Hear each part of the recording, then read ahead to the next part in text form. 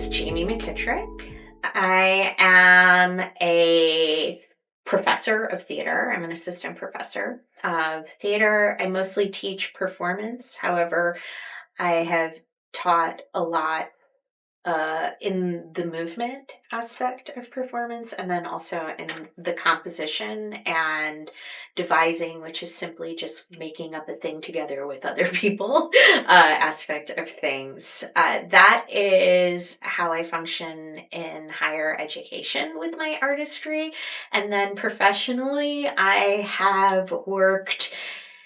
Oh my goodness. In all aspects, I think things that I often get hired now to go do would be to come in and direct, to intimacy direct, or to movement direct.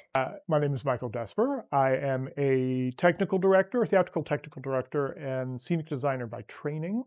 I've been doing this in one form or fashion since the end of the 20th century, specifically around 1990 or so. And for my villain origin story, as it were, I was a vocal music nerd. So picture this mug with the cummerbund and the bow tie and all the sparkly stuff. But I was a person who was always tasked with setting up microphones for the vocal music performances. I'm Maddie Bell. I have been working in the theater industry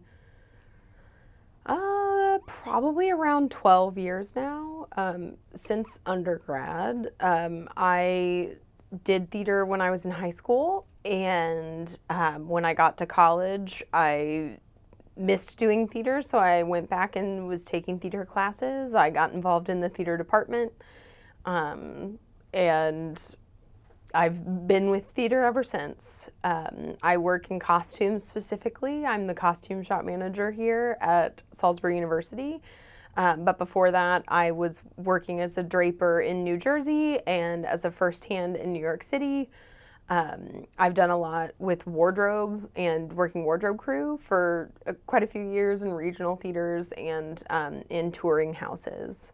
Most productions are going to start, obviously, with choosing a script or coming up with something that you're going to work from. But typical production, you're going to choose a script, and the personnel will be put together. So the Avengers will be assembled, or whatever phrase you'd like to use there, with your director and all of the collaborators, including the scenic designer in that mass of people. When it's the director's job to choose the show, which is a little different than what often happens in professional spheres.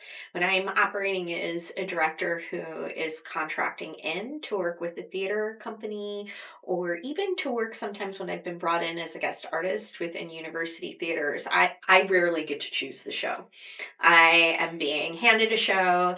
Usually, the artistic director or the creative director or the head of the program is like, this is a show that we would want Jamie McKittrick to come and direct and hold space for. So, the director's job before the rehearsal process starts is actually a big, big part of the director's job. So, I was mentioning a director doesn't always have say in what the show is that they're doing. I mean, you have a say in that. You could say, nah, I don't want to do that when you're offered a job. But a director is going to be in deep conversation in terms of casting. Most theater companies allow the director to have final say in casting. Not always, but often. So I think the job of the director is 75% of the way done with how they choose to cast a show.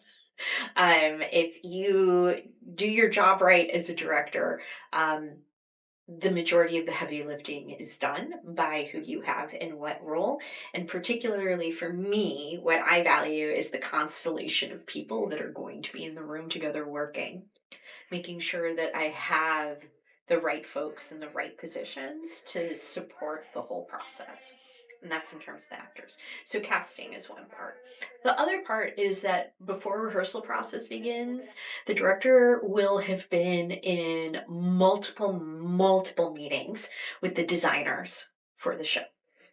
So that's going to be costume designer, lighting designer, scenic designer, sound designer, depending on what the production is and what kind of design is required. The director would be talking with those folks to hold the entire, for lack of a better word, vision of the production. And it's this beautiful dance that I really enjoy as a director, of being able to offer some sort of, it's almost like I'm going to set the table for a really delicious meal. I'm going to give the parameters of how big the table is. I've decided on what the tablecloth's going to look like. I've pulled out the dishes that are appropriate. I've decided how many courses there are. And I have a sense, right, of what it's going to be. And then I talk to the designers and share this vision for what this is, and then ask them to fill in like what the delicious meal is going to be, like what flavors are going to be used. So the designers have room to create their own point of view within this larger table, right? That's the metaphor I'm using, like that analogy. Like this larger table, they're gonna fill in the dishes. The director is working with production aspects. What is possible? Rarely is a director given what the budget is. You're just like, is this possible? And then you hear back, yes, this is possible, or no, this isn't possible. And in many ways, it's a leap of faith as a director that everyone is giving you all the information. There have definitely been times where I've been told, yes, this is absolutely possible. And I say, are you sure? And they say, yes. And then we get there and it's not there. And then you have to make adjustments. For a designer, you're often hired in based on just the show. You're just working in on the show. And you read the play, you talk to the director. The director kind of explains to you what they want their whole show to look like. They have the director's vision, all of the things that they want to see happen. And then you, as the designer, go and you read your script like a ton of times and do research on time period or on different styles or whatever it is to create that world.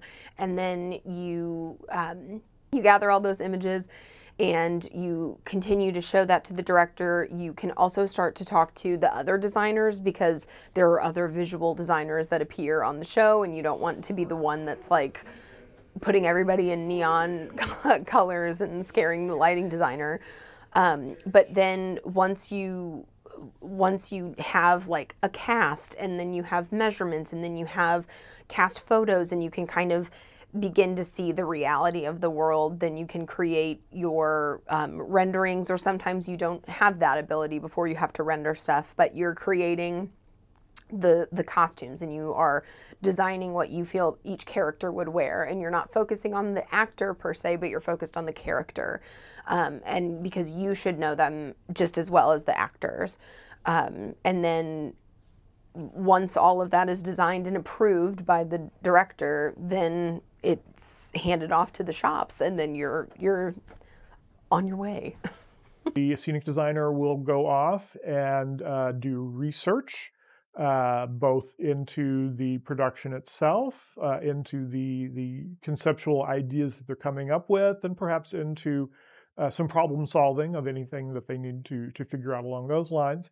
And then we'll present that research to the collaborators and the director and get some input that way. And then maybe start to do some rough sketches, some little thumbnails, little sketches on an iPad or something along those lines. Start to finesse those ideas, maybe start to figure out traffic patterns by coming up with rough ground plans to figure out how people will move through the space and what is needed to tell the story of the script itself. And then those designs will get more and more refined as they go, and we'll take those roughs and those early ground plans and create more and more finalized versions of them until finally the final version gets approved by the director, and the various other collaborators will also weigh in as well. But final version gets approved, and then at that point, the scenic designer has communicated with that group of people in that way with the artistic drawings, And then we'll start to create the communication tools of the ground plans and elevations to send to the technical director.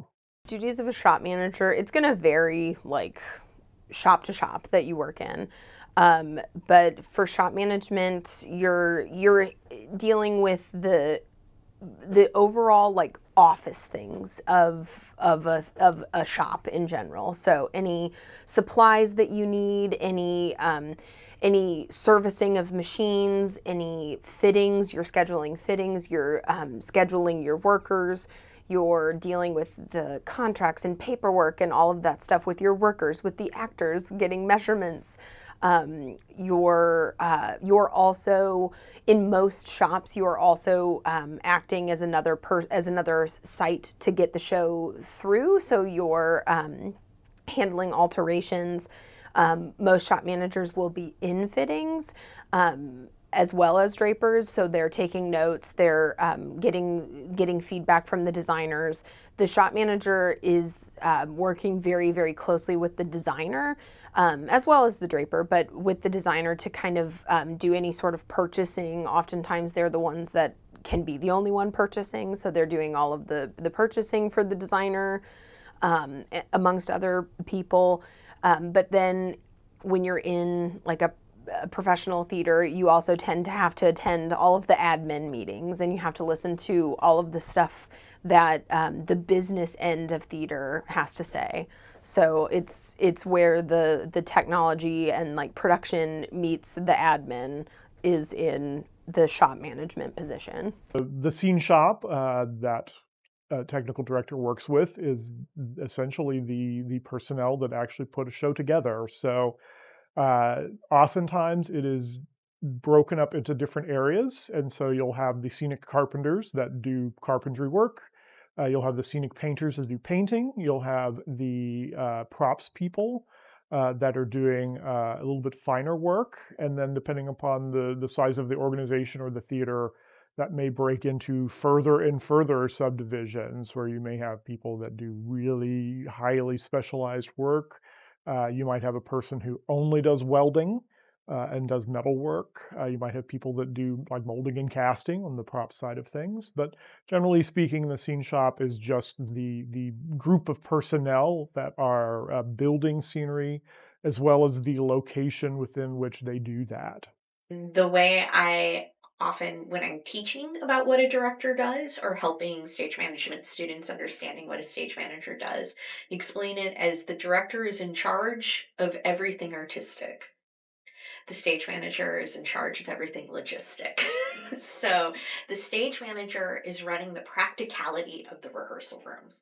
So that's going to be breaks, that's going to be getting down whatever blocking we set. The stage management team is tracking all of that, tracking all the props, where it goes, how it functions, so that when the artistic aspects of the rehearsal process come into the room, all of that is set and cared for so that we can continue to create and make more. Personally, as a director, my process, it's different a little bit depending on who the people are that I'm working with and what the time frame is. Um, if I am working with student actors, I build in the possibility that I'm going to have to go back and do a lot of coaching. I'm going to have to do a lot of actor coaching because, of course, I am. Everyone's learning how to act through the process of doing this production. Whereas if I'm working on a professional production, my assumption is those actors already have a pretty solid process, and it is my job to honor what their process is and also make clear um, the ways that I value building ensemble. That's usually where auditions make a big deal. Like I said, casting is a huge part of this to make sure that everyone's game and on board. So, something that I deeply value in any rehearsal process is consent. We start by understanding the rules of consent in the room together. We build community agreements together. That is the entire stage management team and the acting company.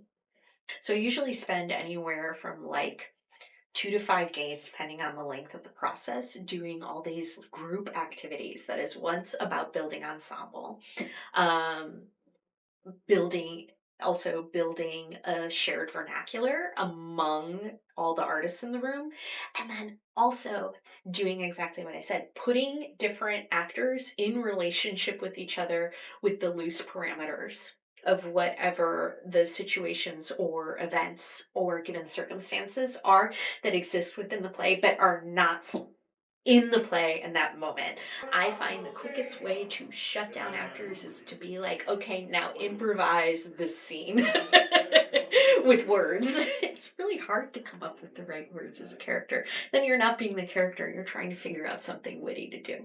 Depending upon the venue, whether you're building in the same place or you're building in one place and then transporting to the theater, obviously you need to move all of those pieces into the theater at some point. So you'll have a load-in process where the scenery has been built, perhaps painted, perhaps partially painted, depending upon the venue and the show. Loading those items in, getting them installed in the venue, getting the finished look of everything in place, hanging any soft goods or masking or any overhead elements. Sometimes juggling all of that with rehearsals happening in the space. Sometimes the rehearsals come in once you're completely done with that. Sometimes it's a mix of both. But eventually, you get the scenery in place, you get the actors rehearsing on stage, and you get to the point where, on the actor side of things, they make the transition from their rehearsal process into tech rehearsals, where we combine all of the technical elements. You start figuring out lighting cues, you start figuring out sound cues, you start figuring out scenery moves, any of those kinds of elements that take place. You rehearse all of those. You put all of those together with the actors' performances. You add all the lighting in.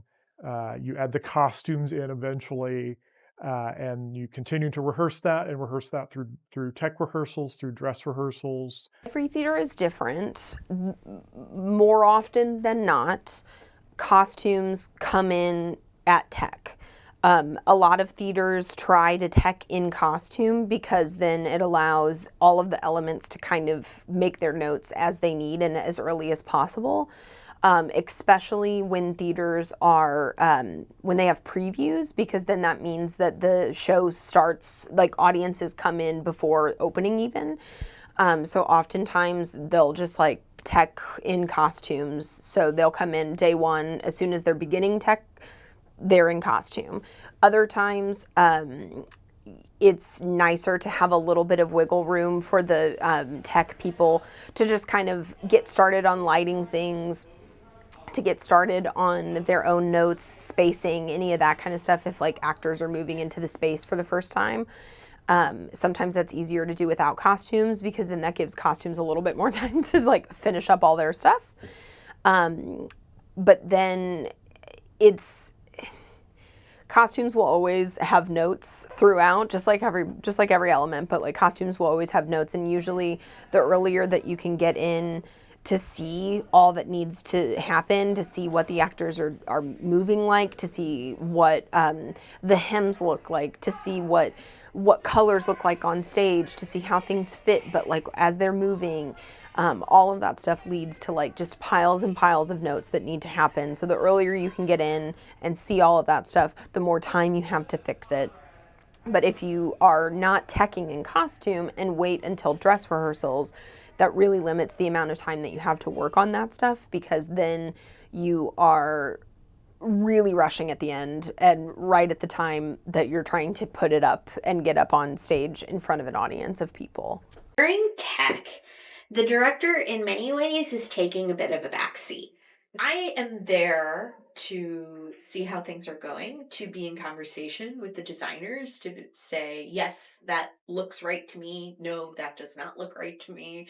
Could we get more light on this person's face? Hey, that costume doesn't seem to be laying correctly.